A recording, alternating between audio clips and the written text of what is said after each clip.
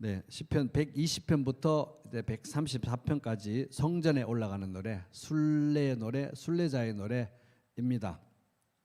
오늘은 123편 그 네 번째 시입니다. 우리가 이제 시편 전체 보면 150개 시가 있는데 그 시의 서론이라고 할 수 있는 시편 1편에 보면 인생을 길로 비유하면서 두 가지 길을 이제 얘기하잖아요. 근데 이렇게 보면 또 순례자의 노래 이런 거 보면 또 인생을 물론 뭐 성전에 올라가면서 부르는 노래이기도 하지만 인생 자체가 성도의 삶 자체가 순례길 이렇게 그림이 그려지는데 또 시편 1편의 그런 맥락과도 맞다고 볼 수 있습니다. 그래서 이제 시편 1편에 보면 성도의 길 의인의 길이라고 하고 반대의 길을 악인의 길이라고 하는데 의인의 길, 의의 길을 가는 사람들의 모습을 이렇게 묘사합니다. 복 있는 사람은 악인들의 꾀를 따르지 아니하며 죄인들의 길에 서지 아니하며 오만한 자들의 자리에 앉지 아니하고 오직 여호와의 율법을 즐거워하며 그의 율법을 주야로 묵상하는도다. 그는 시냇가에 심은 나무가 철을 따라 열매를 맺으며 그 잎사귀가 마르지 아니함 같으니 그가 하는 모든 일이 다 형통하리로다. 그래서 이제 이들의 이제 의의 길을 가는 사람들의 결말은 어떻습니까? 결말 6절 무릇 의인들의 길은 여호와께서 인정하시나 악인들의 길은 망하리로다. 이제 해피엔딩입니다. 시편 23편의 결말과도 비슷합니다. 6절 23편 내 평생의 선하심과 인자하심이 반드시 나를 따르리니 내가 여호와의 집에 영원히 살리로다. 그래서 이제 우리가 하나님을 경외하는 삶은 이제 이렇게 시냇가에 심은 나무와 같고 또 해피엔딩입니다. 그러나 현실 속에서 한 걸음 한 걸음 그 가는 과정은 이제 녹록지 않죠. 쉽지 않습니다. 고난의 연속이라는 거는 이제 뭐 신앙생활 조금만 해본 사람이면 다 압니다. 그래서 사실 알고 보면은 뭐 영적 전투의 연속이라고 볼 수 있습니다. 그래서 이제 시편의 전체 서론인 시편 1편의 동전의 뒷면과 같은 시편 2편에 보면 이제 이 시냇가에 심은 나무 같은 이런 의의 길을 가는 성도들에게 이제 그들이 직면하는 현실, 영적 전투 현실을 이렇게 얘기합니다. 시편 2편 1절 어찌하여 이방 나라들이 분노하며 민족들이 헛된 일을 꾸미는가 세상의 군왕들이 나서며 관원들이 서로 꾀하며 여호와와 그의 기름 부음 받은 자를 대적하며 하나님을 대적한다는 거잖아요. 우리가 그들의 맨 것을 끊고 그의 결박을 벗어버리자 하는도다. 그게 하나님을 싫어하는 거예요. 악인들은. 그러니까 하나님 싫어하니까 하나님 섬기는 사람들 싫어하는 것입니다. 하나님 얘기하면 싫어합니다. 하나님이 가르쳐 주신 말씀에 근거한 세계관을 가지고 사는 사람들을 싫어합니다. 그럼에도 불구하고 우리가 복 있는 사람이라고 하고 여호와의 율법을 즐거워하고 시냇가에 심은 나무와 같고 결국에는 여호와의 집에 영원히 거하리로다.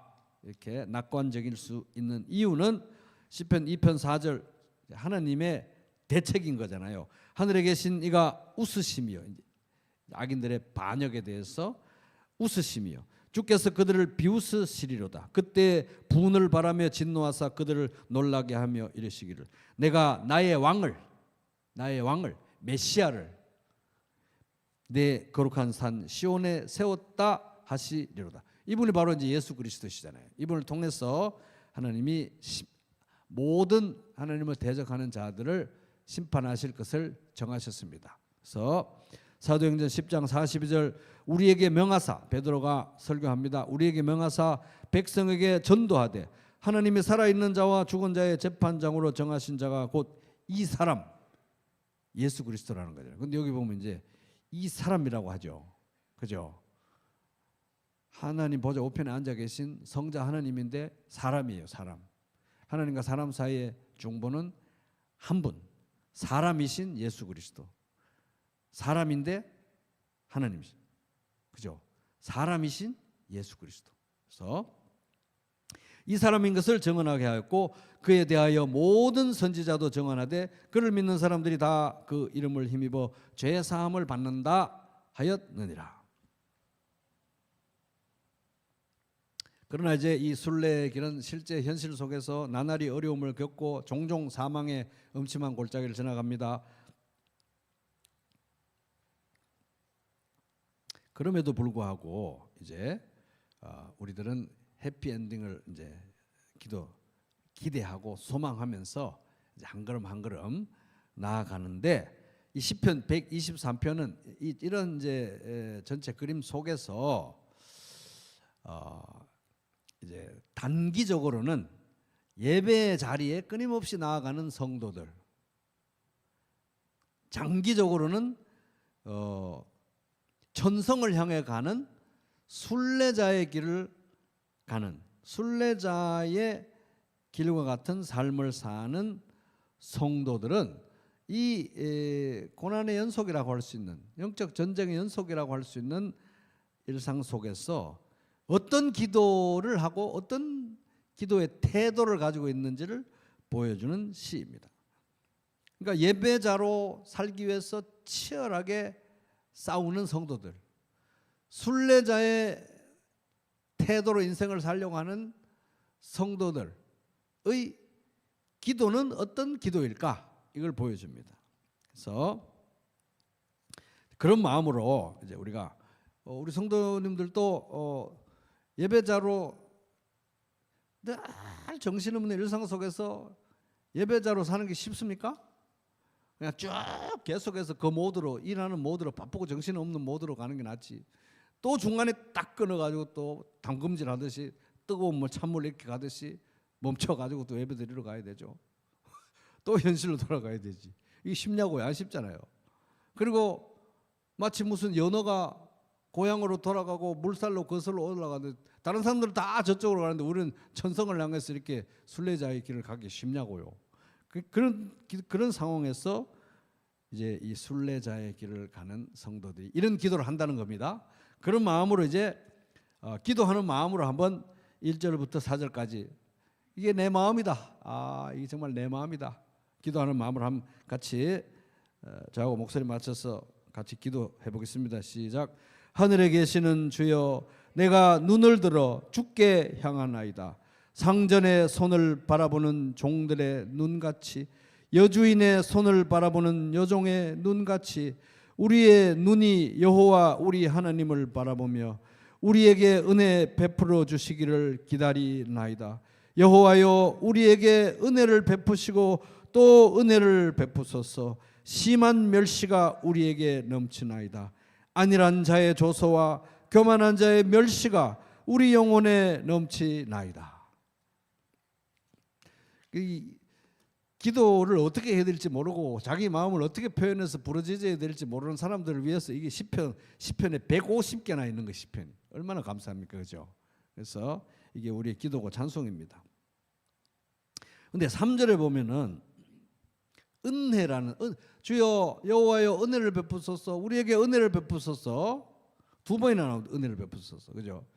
여호와여 우리에게 은혜를 베푸소서. 여호와가 또 이제 헬라 말로 옮겨서 이제 신약으로 보면 주여 이렇게 돼요. 주여 우리에게 은혜를 베푸소서, 주여 은혜를 베푸소서. 은혜라고 번역된 히브리 단어 하난, 이거는 이제 자격 없는 자에게 베푸시는 하나님의 호의. 자격이 없어요. 자격이 없는 자에게 베푸시는 하나님의 호의입니다.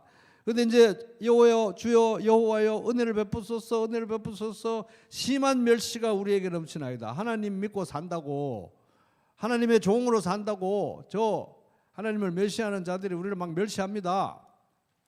그러니까 은혜를 베푸소서 이러는데, 은혜가 여기 뭡니까? 자격 없는 자에게 베푸시는 은혜예요. 사랑이에요. 받을 자격이 없는 자에게 베푸시는 하나님의 호의입니다. 그러니까 이게 은혜라는 단어가 딱 써졌다는 것 자체가 이 기도의 태도를 보여주는 거예요. 하나님 한번 보세요. 제가 하나님 믿고 산다고, 하나님 때문에 이 고생인 거 아시죠? 하나님 믿고 산다고 제가 이 고생입니다. 교회 다녀 드린다고 이 고생이에요. 제가 하나님 아시잖아요. 하나님 믿고 산다고 제가 얼마나 멸시받는지 아시죠? 그러니까 이 정도는 해줘야 되는 거 아닙니까? 이런 태도가 아닌 거예요. 받을 자격이 없다는 겁니다. 그죠? 원래 받을 자격이 없고 아무것도 하나님 앞에 내세울 것이 없는데 하나님 믿고 따라가는 삶을 살게 해주신 것만 해도 갚을 수 없는 은혜, 넘치는 은혜인데, 그 과정에 장차 우리가 받을 영원한 복락과는 비교도 안 되는, 천분의 일, 만분의 일, 무한대분의 일도 안 되는 이 땅에서의 잠시 잠깐 겪는 이 고난이 그래도 힘듭니다. 그러니 주여, 자격 없는 자에게 베푸시는 하나님의 호의를 저에게 베풀어 주시옵소서. 쓸모없는 이 종에게, 예배 자리에 나가기가 이렇게 힘든 이 쓸모없는 종에게 은혜를 베풀어 주시옵소서. 여호와여 은혜를 베풀어. 자, 3절 같이 읽겠습니다. 그런 마음으로 시작. 여호와여 우리에게 은혜를 베푸시고 또 은혜를 베푸소서. 심한 멸시가 우리에게 넘치나이다. 이런 걸 부르면서 성전으로 올라갔던 거예요. 사실 우리도 매주 예배 자리에 나오지만 이런 걸 부르면서 나와야 되는 거예요. 이런 걸 부르면서 나올 수밖에 없는 현실을 우리가 살고 있는 것입니다. 아, 이거 힘들어서 못 가겠다, 이게 아니라 이런 걸 부르면서 나가는 거예요. 예배 자리로.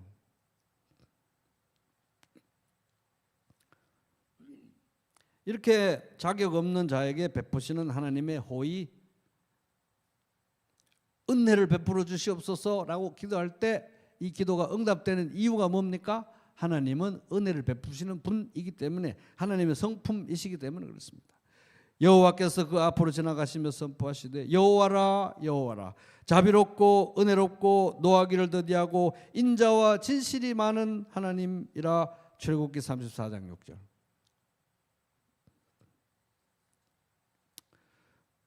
그러니까 하나님은 자기 본심을 다 보여주시는 분입니다. 정신 똑바로 차려라, 까딱처럼 하면 나 진짜 너 큰일 나는 수 있어, 이런 겁줘서 어떻게 하는 게 아니라 자기 본심을 자비롭고 은혜롭고 노하기를 더디하고 인자와 진실이 많다고 다 얘기해 주는 거예요. 버릇 나빠지면 어떻게 하라고 다 미리 이야기해요. 그렇기 때문에 우리가 은혜를 구할 수 있고, 은혜를 구할 때 은혜를 주신 하나님 원래 그런 성품이시기 때문에.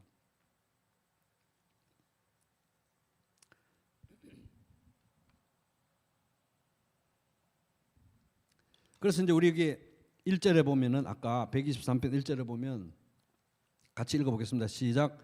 하늘에 계시는 주여 내가 눈을 들어 주께 향하나이다. 이 우리 눈은 가만 놔두면 그냥 금방 돌아가 가지고 이 죄를 향해서 나도 모르게 눈이 가잖아요. 이렇게 그잖아요. 죄를 향해서 그래서 이 눈을 조심하라고 성경에 눈을 얘기합니다. 죄를 향해서도 가지만 하나님 이외에 의지할 걸 향해서 눈이 금방금방 돌아가요. 막 돌아가요. 막 눈이 막 쉬지 않고 돌아갑니다. 하나님 외에 뭐 의지할 게 뭐가 있나? 막 돌아가요. 근데 정작 의지할 수 있는 진짜 도움을 주시는 하나님을 향해서 눈을 돌리는 거 너무 어려워요. 그죠? 제일 마지막에 돌립니다. 제일 마지막에 막 돌리다가, 눈을 막 돌리다가. 근데 이 순례자의 삶을 사는 이 성도의 기도 태도는 계속해서 하나님을 향해 눈을 드는, 하나님을 향해서 눈을 드는 삶의 태도라는 것입니다. 1절이 그게 말해주는 거잖아요. 1절이 하늘에 계시는 주여 내가 눈을 들어 주께 향하나이다. 눈을 계속 하나님께로 향하는 삶. 가만 놔두면 죄의 거리를 향해서 눈 돌아가죠. 하나님 이외에 의지할 걸 향해서 눈 돌아가죠. 그러니까 제1계명이 너는 하나님 외에 나 외에 다른 신들을 자꾸 그런데 눈 돌리지 말고 신들을 너에게 두지 말라. 자꾸 눈이 돌아가. 근데 이제 예배자의 삶을 살고 순례자의 태도로 삶을 사는 가장 중요한 거는 계속해서 하나님을 향해서 눈을 들어 올려, 눈을 들어 올려야 돼요. 눈을 들어 올려야 되는 것입니다. 눈을 들어 올리는 거는 영혼을 들어 올리는 거하고 비슷한 거예요, 사실. 그래서 우리 시편 103편 다윗의 시도 영혼을 흔들어 깨웁니다. 눈을 막 들어 올리는 거예요. 여호와를 향해서. 내 영혼아 여호와를 송축하라. 이 세상에 있는 다른 것은 나에게 행복을 진정으로 줄 수 없다. 여호와 하나님만이 진정으로 나를 복되게 하실 수 있는 분이라고 인정하라.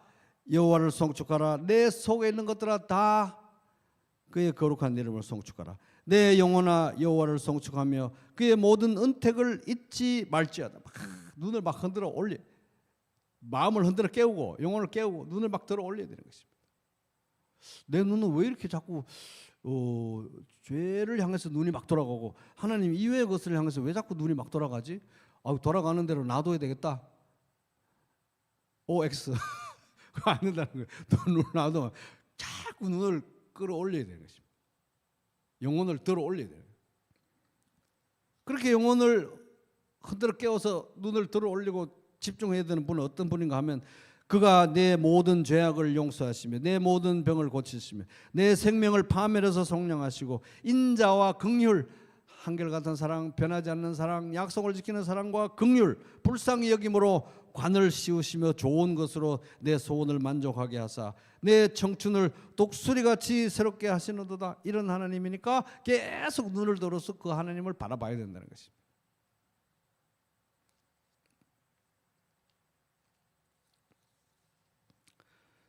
그 103편을 보면 쭉 내려가면 10절 우리의 죄를 따라 우리를 처벌하지 아니하시며 우리의 죄악을 따라 우리에게 그대로 갚지 아니하신 이런 분이니까 계속 그분에게 눈을 들어야 된다는 거예요. 이게 예배자의 태도, 예배자의 기도인 것입니다. 이게 바로 하늘에 계신 주여 내가 눈을 들어 주께 향하나이다 하는 태도인 것입니다. 계속 하나님을 바라봐야 되는데 하나님 보세요, 제가 얼마나 잘 살고 있나? 저니까 하나님 바라볼 수 있는 거 아니에요. 이게 아니라 자격이 없는데 저를 긍휼히 여겨 주십시오. 자격이 없으나 저를 사랑해 주십시오. 자격이 없으나 이번에도 저를 도와주시옵소서. 자격이 없으나 불쌍히 여겨 주시옵소서. 그러니까 우리의 죄를 따라 우리를 처벌하지 아니하시는 하나님께 계속 긍휼을 구하는 것입니다. 그러니까 이 성전에 올라가는 이 성도 기도의 핵심은 계속 영혼을 흔들어 깨워서 하나님을 바라보고 눈을 들어 올려서 여호와 하나님을 바라보는 건데 눈을 하나님을 향해서 들어 올린다는 의미는 바로 뭡니까? 하나님의 인자와 긍휼. 나는 맨날 변하고 나는 신실함이 없는데 하나님은 계속 신실하시고 나는 자격이 없는데 계속 나를 불쌍히 여기시는 하나님의 인자와 긍휼을 바라본다. 인자와 긍휼의 하나님을 바라본다는 의미인 것입니다.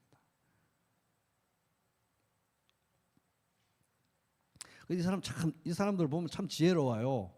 우리가 뭐 예배 드리러 가면 어떻게 그런 인상들이 그런 어떤 선입견들이 믿지 않는 사람들에게도 전해지는지 모르지만 아이고 예수 믿으세요 하면 아이고 저는 뭐 인생이 좀 정리되고 저도 뭐 좀 번듯한 거 있으면 교회 나갈게요. 그런 거 아니지 않습니까? 여호와 하나님을 향해서 눈을 들어 올린다는 것은 자격 없는 자에게 불쌍히 여기시고 약속을 안 지키는 자에게 헷세들을 베푸시는 인자와 긍휼의 하나님을 계속 바라본다는 거예요. 나는 자격이 없고 나는 하나님께 받을 자격이 없는데 계속해서 베푸시는 한결같은 사랑에 의지한다는 것을 의미합니다. 그래서 이거 여호와를 바라볼 때 눈을 들어 올립니다. 바라볼 때 어떤 각도로 어떤 태도로 바라보느냐가 되게 중요한 것입니다. 어떤 태도로 바라보느냐? 2절 보세요. 2절 같이 읽습니다. 2절 시작. 상전의 손을 바라보는 종들의 눈같이 여주인의 손을 바라보는 여종의 눈같이 우리의 눈이 여호와 우리 하나님을 바라보며 우리에게 은혜 베풀어 주시기를 기다리나이다. 이런 태도로 바라보는 것입니다. 그래서 뭐 예수 믿으면은 무슨 어떤 해결사, 내 문제에 대한 해결사를 구한 것처럼 예수 믿으면 딱 기도하면 다 들어줍니다. 해결사 구한 것처럼 하나님이 뭐 좋은 거 다 주실 거예요. 산타클로스 할아버지 만난 것처럼.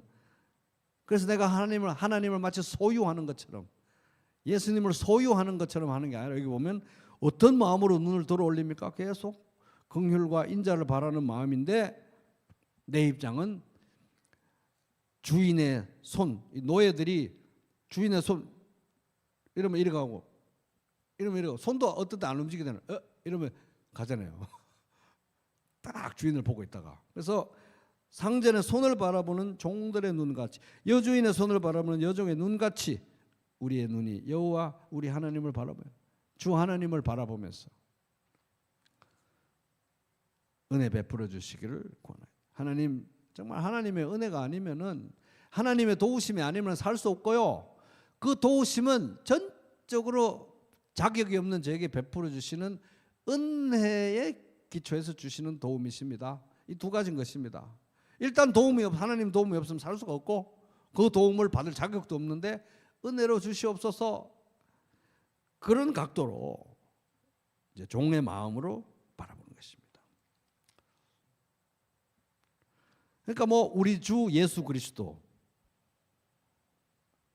그래가지고 예수님을 주님으로 이렇게 주인으로 내가 종의 마음으로 바라봐야 되느니 말아야 되느니, 그런 막 복잡한 논쟁들이 있는데, 여기 주 아도나이가 퀴리오스가 구약 성경이 다 여호와예요. 여호와 하나님 앞에 우리가 종으로서 무릎 안 꿇으면 누구 앞에 하는 겁니까? 안 그렇습니까? 그래서 주 예수 그리스도가 바로 우리가 이렇게 무릎 꿇어야 될 분인 것입니다. 왜? 하나님이시기 때문에. 그래서 우리는 바라볼 때 종의 마음으로 천지를 지으신 주님을 바라보는 것입니다. 도와주시옵소서. 불쌍히 여겨주시옵소서. 근데 내가 하나님을 소유한 자로서 그러는 게 아니라, 해결사를 고용한 자로서 그러는 게 아니라, 산타크로스를 만난 사람으로 그런 게 아니라, 내가 그의 소유된 자로서 그렇게 하는 것입니다. 내가 그를 소유하는 게 아니라 그가 나를 소유했다는 입장에서 하나님을 바라보는 것입니다. 그래서 나의 미래와 나의 인생과 모든 것을, 나의 운명을 소유하신 분을 바라보고 그분에게 붙들려 사는 것입니다. 그분의 전적인 긍휼을 영원히 우리는 구해야 됩니다. 불쌍히 여기심을, 은혜를. 바로 이것이 이제 구약의 제사장들의, 그러니까 긍휼을, 주여 주의 백성들에게 은혜를 베풀어 주시옵소서. 자격이 없으나, 이들에게는 자격이 없고 이들은 약속을 다 어겼으나 주님의 약속을 지키시고 주의 신실함에 근거해서 헤세드의 사랑, 은혜를 베풀어 주시옵소서, 이렇게 기도하는 게 구약의 제사장들의 가장 중요한 책무였습니다. 그래가지고 민수기 6장, 여호와께서 모세에게 말씀하여 이르시되 아론과 그의 아들들에게 말하여 이르기를, 너희는, 이 제사장들에게 말하여 이르기를, 너희는 이스라엘 자손을 위해서, 이스라엘 백성들을 위해서 이렇게 축복하여 이르되, 여호와여, 여호와는 너에게 복을 주시고 너를 지키시기를 원하며, 여호와는 그의 얼굴을 내게 비추사 은혜 베푸시기를 원하며, 여호와는 그 얼굴을 너에게로 향하사 평강 주시기를 원하노라. 지켜주시고 은혜 베풀어 주시고 평강을 주시기를 원하노라. 그들은 이같이 내 이름으로 이스라엘 자손에게 축복할지니 내가 그들에게 복을 주리라. 이 기도가, 이 말씀이 궁극적으로 우리들에게 계시는 큰 대제사장이신 예수 그리스도에게서 성취된 것입니다. 궁극적으로. 그래서 우리에게 있는 대제사장은 우리의 연약함을 동정, 불쌍히 여기지 못하는 분이 아니고 모든 일에 우리와 똑같이 시험을 받으시니로되 죄는 없으시니라. 그러므로 우리는 긍휼하심을 받고 때를 따라 돕는 은혜를 얻기 위하여 은혜의 보좌 앞으로 담대히 나아갈 것이다. 히브리서 4장 15절에서 16절. 그래서 이제 계속해서 긍휼을 구하기 위해서 나아가는 삶의 태도가 예배자의 태도, 예배자의 기도인 것입니다. 그래서 시편 50편 14절, 감사로 하나님께 제사를 드리며 지존하신 이에게 내 서원을 갚으며 환난 날에 나를 부르라. 내가 너를 건지리니 네가 나를 영화롭게 하리라. 감사하고, 감사합니다 주님, 불쌍히 여기주세요 주님, 감사합니다 주님, 도와주세요 주님, 감사합니다 주님, 살려주세요 주님, 감사합니다 주님, 불쌍히 여겨 주시오. 맨날 그런 게, 맨날 감사하고 도와주세요, 감사하고 불쌍히 여겨주세요. 그런데 그걸 기뻐하신다는 것입니다. 네가 나를 영화롭게 하리라. 시편 50편 15절.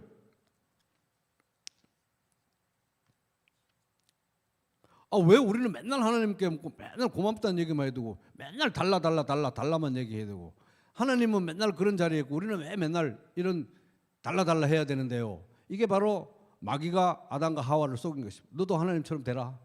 그런 아쉬운 소리 안 하고 살게. 우리 생명 자체가 생명이신 하나님께 붙어 있지 않으면 살 수가 없는 거잖아요. 이 세상 우주 만물 중에 하나님이 붙들어 주지 않고도 살 수 있는 존재가 아무것도 없잖아요. 그 모든 만물 중에 그런 거 없이도 나 한번 살아볼래요 하는 건 인간밖에 없는, 인간밖에. 마귀하고.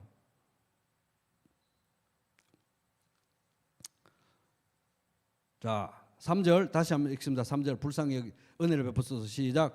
여호와여 우리에게 은혜를 베푸시고 또 은혜를 베푸소서. 심한 멸시가 우리에게 넘치나이다. 여기 이제 은혜를 베푸소서 할 때 하난이라 그랬잖아요. 그래서 한넨누 아도나이, 한넨누 불쌍히 여겨 주세요. 여호와 하나님, 한넨누 우리를 불쌍히 여겨 주세요. 한넨누 아도나이, 한넨누 불쌍히 여겨 주세요. 여호와 하나님 또 불쌍히 여겨 주세요. 근데 헬라어로는 엘레에손이라는 단어예요. 엘레에손, 불쌍히 여겨 주세요. 엘레에손. 근데 여기 이제 히브리어로 쓴 구약 성경을 이제 헬라어로 옮겼다 그랬잖아요. 헬라어로 옮긴 게 이제 엘레손이라고 되어 있는데, 그 단어가 어디에 써졌냐면은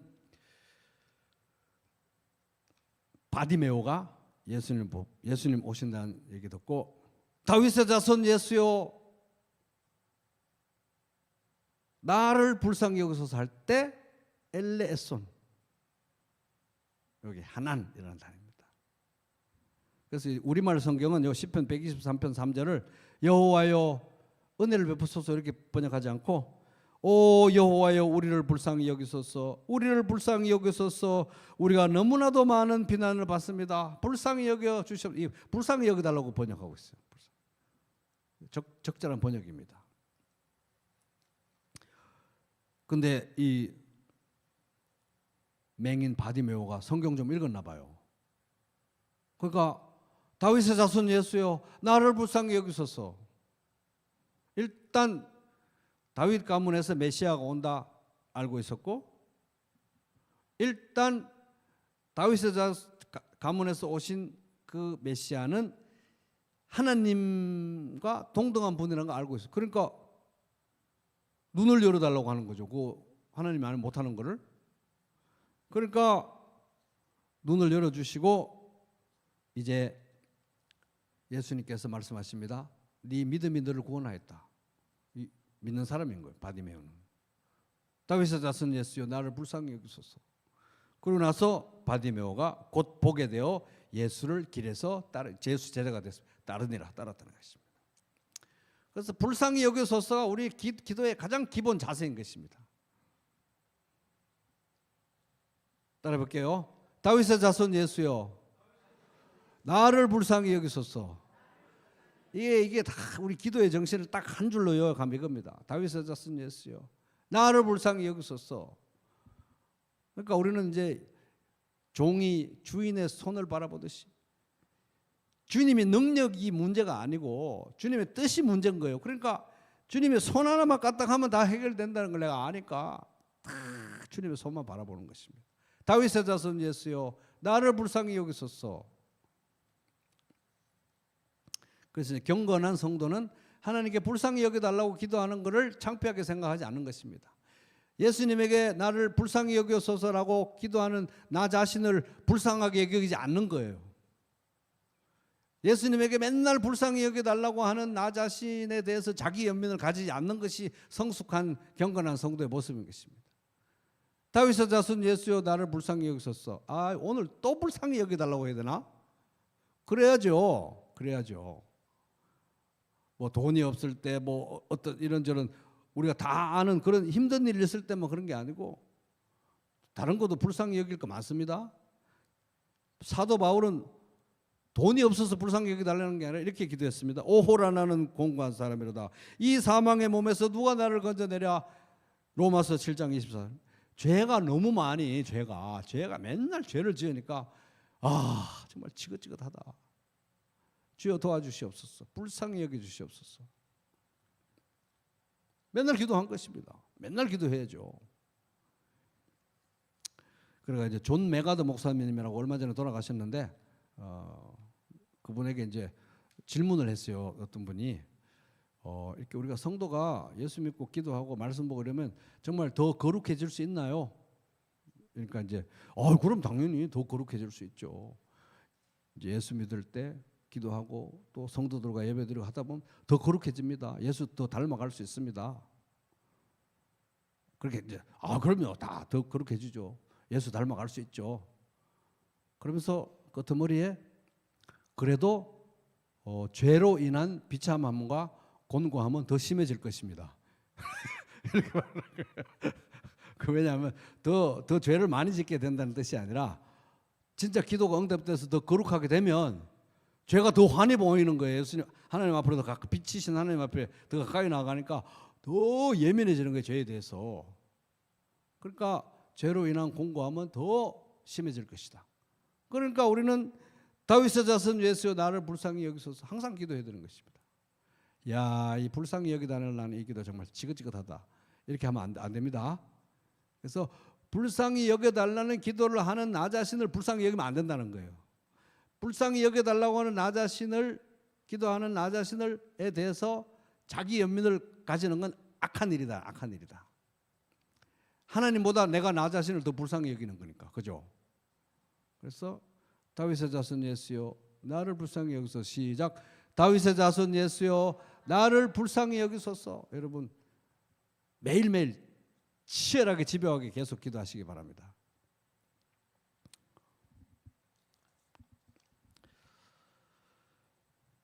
그렇게 해야 되는 게 이게 싸움이 너무 치열해요. 왜냐하면 4절 한번 다시 읽겠습니다. 시작. 안일한 자의 조소와 교만한 자의 멸시가 우리 영혼에 넘치나이다. 내가 예수 믿는 걸 좋아하는 사람 주변에 별로 없습니다. 나를 멸시하고 요즘도 예수 믿나? 멸시하고 조롱하는 이런 사람들이 그들이 비참하게 살고 나보다 더 가난하고 나보다 더 인생 안 풀리면 좋겠는데 보세요. 어떤 사람들입니까? 안일하고 교만해. 그래서 이거 세 번역으로 번역하면 평안하게 사는 자들의 조롱과 오만한 자들의 멸시가 우리의 심령에 차고 넘칩니다. 다윗의 자손 예수여 나를 불쌍히 여기소서. 그러니까 이 경건했던 이 아삽이 이 시편 73편에서 자기가 그렇게 경건했던 이 아삽이라는 시인이 요 평안하게 사는 자들의 조롱과 안일하게 사는 자들의 멸시 이런 것 때문에 너무 화가 나가지고 실족을 해버린 거예요.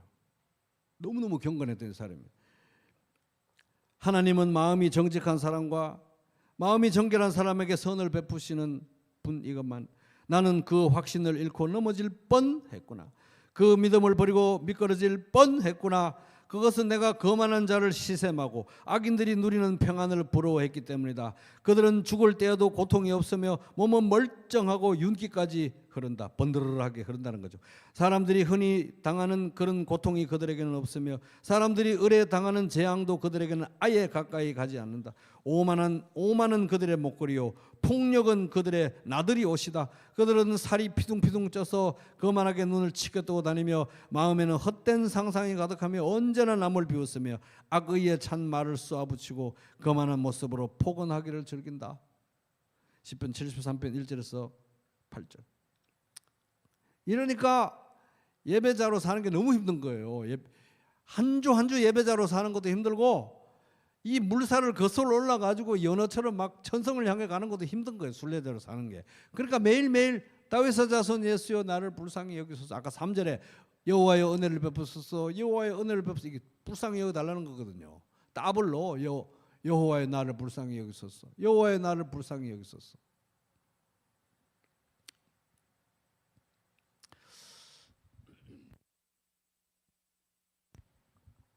마르바 던이라고 하는 그 신학자가 있는데 이분이 이제 안식일, 사바스라고 하죠. 안식일, 히브리 말로 샤바트, 안식일의 정신을 네 가지로 요약해서 네 가지. 따라볼게요. 멈춤, 쉼, 받아들임, 기뻐함. 한 번 더. 멈춤, 쉼, 받아들임, 기뻐함. 이게 이제 안식일의 정신이라는 거예요. 그래서 이제 하나님 우리에게 안식일을 주시고 안식을 주시기 원합니다. 안식을 누려가기를 원하시는 거예요. 왜냐하면 인생이 너무 힘드니까, 순례자의 길이 너무 힘드니까 중간중간 안식 안 하고는 살 수가 없는 거예요. 그런데 어디서 제일 안식할 수 있습니까? 하나님 품에서. 그래서 샤바트, 사바트 또는 뭐 안식일의 정신은 뭡니까? 일단 멈춤. 멈춰야 안식이 시작되는 거예요. 근데 이거 이번 주에는 못 멈춰. 일이 너무 많아가지고. 이러면 죽을 때까지 못 멈추는 거예요. 그래서 결혼도 부모를 떠나야 결혼이 시작되듯이 안식도 멈춰야 시작돼요. 일단 멈춰야 되는 거예요. 멈추는 바람에 모든 게 망하고 멈추는 바람에 뭐 죽게 되면 순교인 것입니다. 멈춰야 돼요. 멈춰야 안식이 시작돼요. 멈춤. 일단 멈춤. 그래서 일주일치 문제들이 이렇게 쌓이는데 교회 가가지고 다 해결보고 와야지. 이게 안식이 아니고 멈추는 거예요. 일단 내 운명은, 내 인생은 하나님께 달려있기 때문에 난 멈춥니다. 그래서 멈추는 거예요. 그리고 기도의 자리, 예배의 자리로 나아가는 거예요. 그죠? 멈춤. 그다음에 쉼. 이게 이제 내려놓음. 수고하고 무거운 짐진 자들아 다 내게로 내려놔야 돼. 하나님 앞에, 내게로 오라가신 예수님 앞에 내려놓는 것입니다.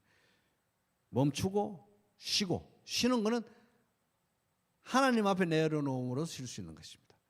멈추고 내려놓고. 그게 이제 쉼입니다. 내려놓는 게 쉼이죠. 왜냐하면 무거우면 내려놔야 쉬는 거 아닙니까? 당연한 거잖아요. 너무 무거워요. 좀 쉬고 싶어요. 이렇게 짐을 안 내려놔요. 그래서 안 되잖아요. 멈추고 내려놔야 돼요. 그죠? 멈추고 내려놓고. 온갖 걱정거리 일단 멈추고 성찬상 앞에서 내려놓고. 받아들임은 나 진짜 어째 이 모양이지. 내 뭐 주변의 상황도 그렇고 뭐 온갖 어째 나는 이 모양이니. 너무 참 비참하다. 이번 주에도 예수님 앞에 나왔는데 하나도 뭐 어떻게 번듯한 게 없다.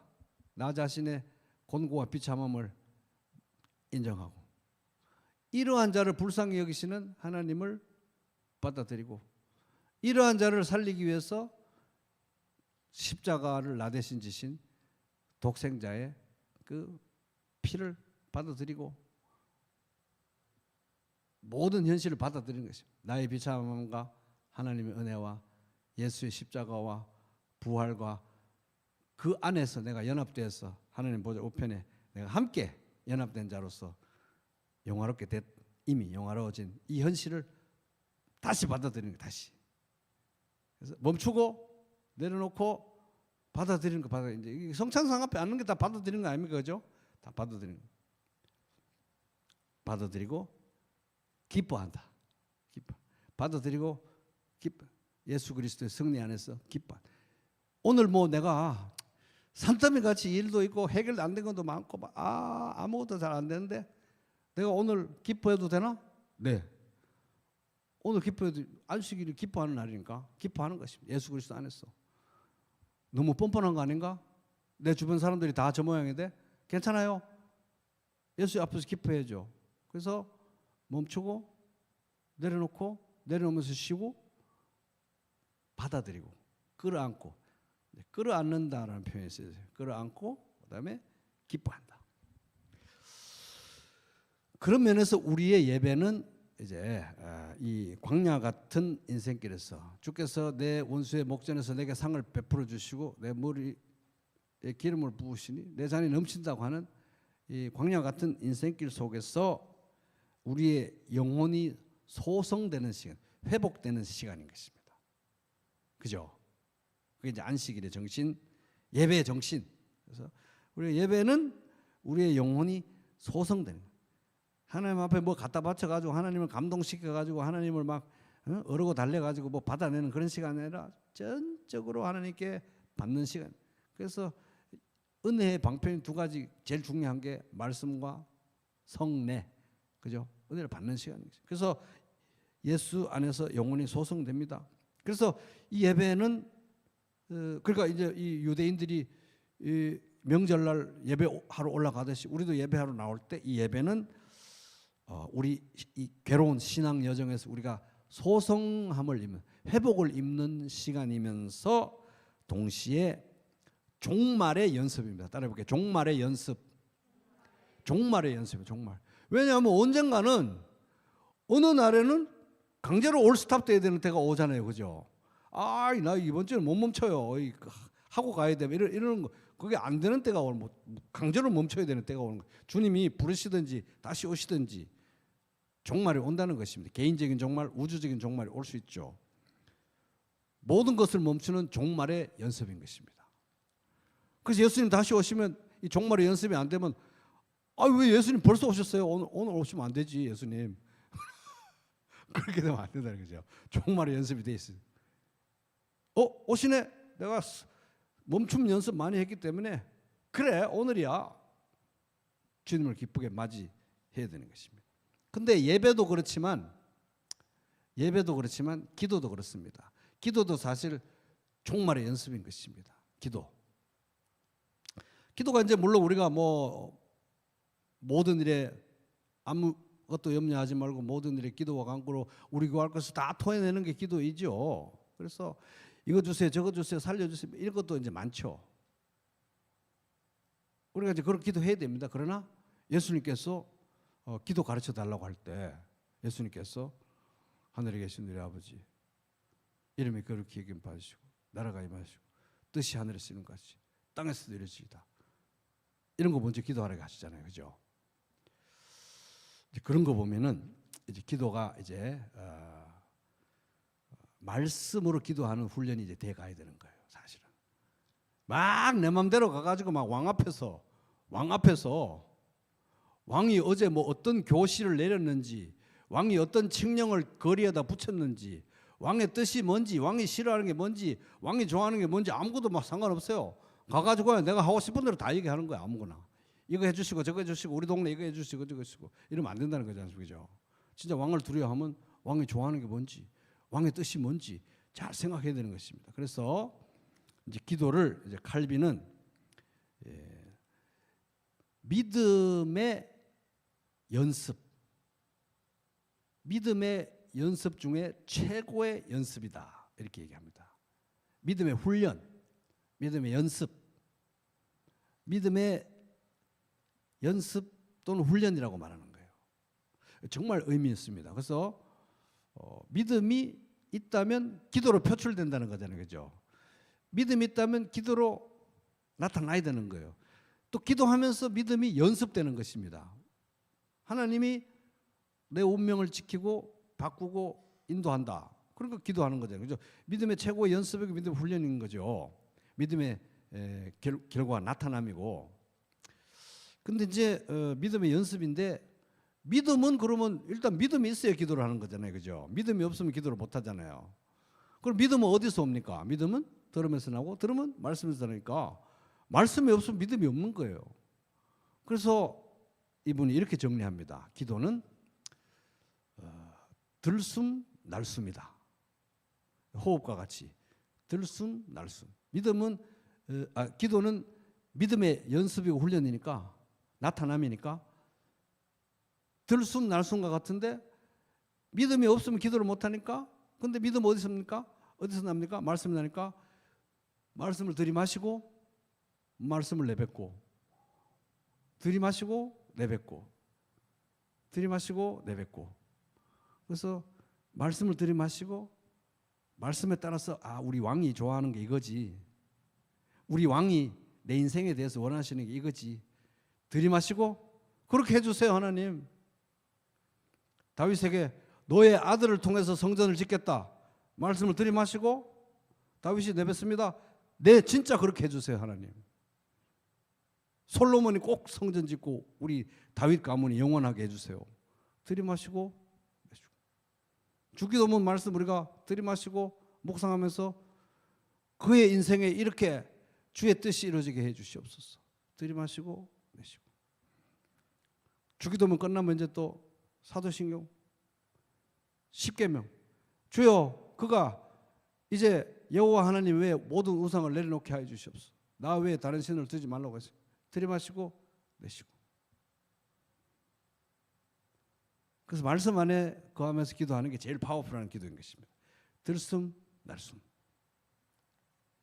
근데 이제 그렇게 하다 보면은 이게 말씀에 근거한 기도가 되면 이게 무서운 기도예요. 왜냐하면 이게 멈추지 않으면 이렇게 될 수가 없어요. 아, 이게 이렇게 돼야 되고 저건 저렇게 되고 쟤는 뭐 이렇게 돼야 되고 저렇게 되고 끊임없이 생각이 멈추질 않아요. 그래서 또 들고 나가 하나님 앞에 다 자기 그냥 막 말 다 얘기하는 거예요. 다 멈추지 않은 거예요. 멈추면 어떻게 됩니까? 말씀 들으시고 내쉬고 들이마시고. 그래서 어떤 면에서 예배도 종말의 연습인데 기도도 종말의 연습이에요. 정말 내가 딱 숨 끊어지기 전에 한 개 기도할 수 있다면, 한 가지 기도할 수 있다면 뭘 기도할 것인가? 모든 잡생각을 멈추고 내 생각을 멈추고 주님께서 뭐라고 기도하라고 하셨지? 하늘에 계신 우리 아버지 이름이 그거 해 주십시오. 하나님 들으시고 내쉬고. 종말의 연습인 것입니다. 그래서 이제 그러니까 그런 면에서 이 예배와 이제 일상 속에서 그렇게 기도하고 부르짖으면서 치열하게 싸우다가 또 모여가지고 성도들하고 예배를 드릴 때 이게 얼마나 기쁜 일입니까? 그죠?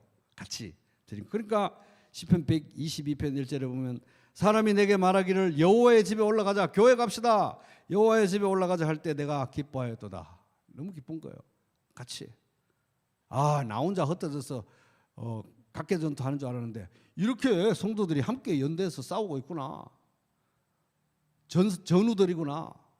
기쁘다는 것입니다. 그래서 안식을 연습하고 안식을 향해 나아가면서 종말을 연습하고 예수 그리스도 안에서 안식을 경험하고 또 예배자의 삶을 살고 순례자의 삶을 사는 복된 성도의 삶 되시기를 주님의 이름으로 축복합니다.